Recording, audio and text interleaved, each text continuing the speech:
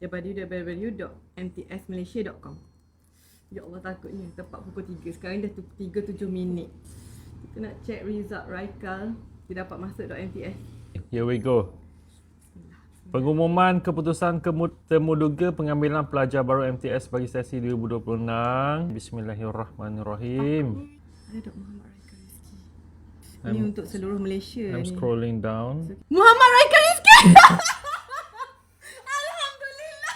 Tahniah Eka, tahniah. Duduk sini. MTS mana ya? MTS Terengganu. Terima kasih. Buat yang terbaik, jadi yang terbaik. Bapa ucapkan tahniah sebab Eka usaha yang terbaik sangat untuk setahun ni. Okay, Papa dengan Mama semua doakan untuk Eka. Untuk Abala, untuk Nia juga. Tahniah Eka sayang. doakan Mama Papa juga, okey? Dari pagi tak ada debong. Ya. Alhamdulillah, syukur. Mama yakin akan dapat. MTS memang susah gila nak dapat. Mungkin ada yang transfer tempat lain kot kan yang. Alhamdulillah dapat kat Terengganu. Mama yakin akan dapat. Cuma Mama takut Eka bukan dapat kat Terengganu tu je. MTS Terengganu, MTS Syalah, MTS Terengganu macam mana? Camp. Disember.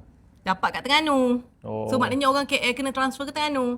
Saya syukur Eka dapat kat Terengganu. Itulah juga. Mama sebenarnya debor tu je. Mama debor takut dok dapat Terengganu tu. Eka kena buat yang terbaik tau. Jangan dia repeat. Okey, buat yang Eka terbaik. kena submit semua Hafalan everyday. hafalan everyday, tugasan tu Eka kena update setiap hari, kena submit setiap hari. Jangan dok submit. Okey, Eka task kena tu. ni tanya Balong. Kalau apa-apa Eka tanya Balong macam mana. Eka berkorban, Eka dok pergi Eka dok pergi holiday, Eka nak masuk camp juga. Rupa-rupanya lah. Ni hadiah Allah bagi kat Allah Eka. bagi Ini hadiah. syukur. Bagilah kemas baju dulu. Bila masuk yang? Cik tengok. Ah, Bila kemasukan dok khabar? Kemasukan sebelah bulan 1 saya.